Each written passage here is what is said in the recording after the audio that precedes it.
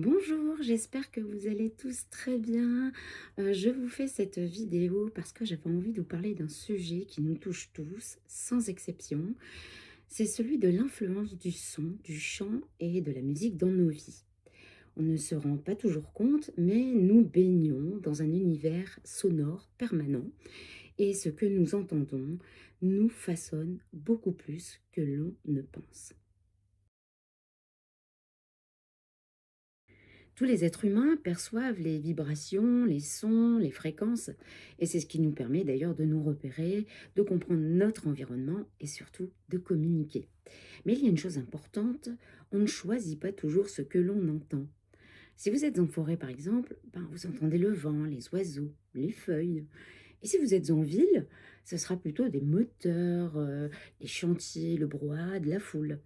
Et selon donc l'environnement dans lequel on vit ou travaille, on peut être exposé à des sons agréables ou à des sons qui, à force, nous usent. Par exemple, un ouvrier sur un chantier, une personne dans un centre commercial, un éducateur entouré d'enfants. Tous vivent dans un univers sonore parfois nocif parce que intense.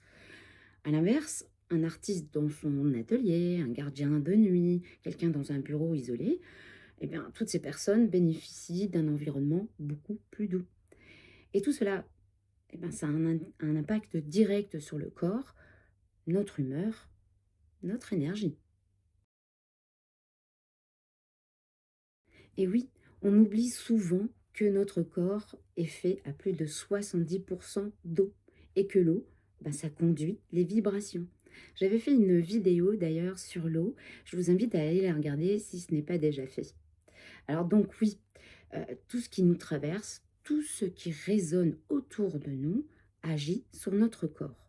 On le voit très bien avec des personnes exposées longtemps à des bruits assez forts, même protégées, elles finissent par en ressentir les effets. La fatigue, irritabilité, de la tension, et le son laisse donc une empreinte. À l'inverse, un environnement sonore beaucoup plus doux peut apaiser, recentrer, équilibrer.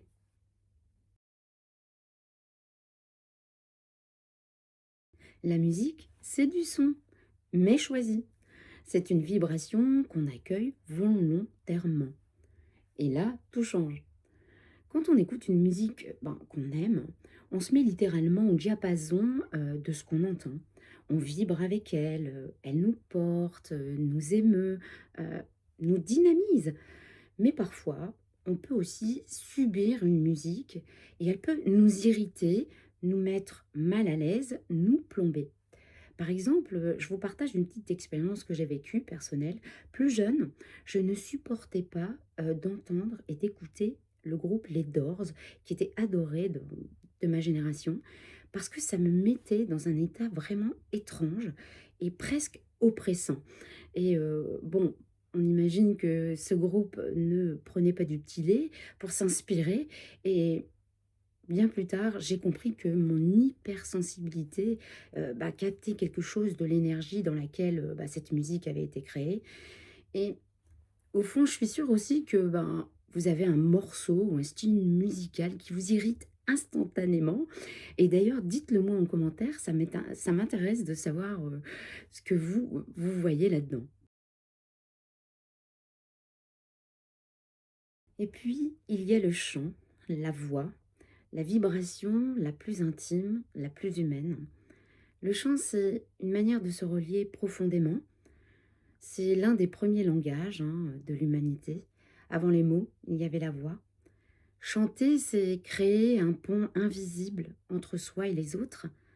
Une vibration part du corps, d'une personne, et puis vient toucher celui d'une autre. C'est une forme de communication qui dépasse les concepts, les cultures, les époques. C'est une expression brute de l'émotion, parce que le chant permet de dire avec ce que les mots seuls n'arrivent pas à porter. Et la voix chantée révèle la joie, la tristesse, la nostalgie, la colère, l'espoir, sans filtre. C'est un espace où on peut être vrai, vulnérable, entier, authentique. Ce qui, dans une société très mentale, c'est presque un acte de résistance. C'est un retour au corps, à la respiration. Chanter, c'est respirer autrement. C'est sentir l'air entrer, sortir, vibrer. C'est un ancrage, un recentrage, une manière de revenir à soi, de calmer le mental, de se reconnecter à quelque chose de plus vaste. C'est une force de cohésion. Quand des gens chantent ensemble, leur respiration s'aligne, leur rythme cardiaque se synchronise. C'est presque magique. Les chœurs, les chants, les berceuses, les chants de rituels, tous ont servi à unir les humains, à créer un sentiment d'appartenance, de communauté. C'est une mémoire vivante. Le chant transmet des histoires, des traditions, des luttes, des espoirs. C'est un vecteur de culture, de résistance, de transmission. Il garde vivantes des choses que les livres, des fois, ne peuvent pas toujours contenir. Et c'est une ouverture spirituelle, parce que le chant a toujours été lié au sacré, au mystère, au dépassement de soi. Il ouvre un espace intérieur où l'on peut toucher quelque chose de plus grand, de plus subtil. C'est un chemin vers l'élévation, la guérison, la transcendance. C'est vrai, quand quelqu'un chante, quelque chose se passe. Une vibration part de son corps et vient toucher la nôtre. C'est instinctif, ancestral, viscéral. Certaines voix nous transportent, d'autres nous laissent indifférents et d'autres encore nous irritent. Et c'est normal, car nous vibrons avec ce qui résonne en nous. Alors voilà, le son, la musique, le chant ne sont pas juste des bruits dans nos vies, ce sont des vibrations qui nous traversent, nous influencent, nous apaisent ou nous bousculent. Quand on en prend conscience, on peut choisir, autant que possible, de s'entourer de sons qui nous élèvent plutôt que de sons qui nous alourdissent. Et surtout, n'oublions pas que nous avons une voix qui peut nous libérer, nous recentrer, nous relier, une voix qui peut devenir notre propre outil de bien-être. Pour résumer, prenons soin de nos oreilles, de nos vibrations et de notre musique intérieure.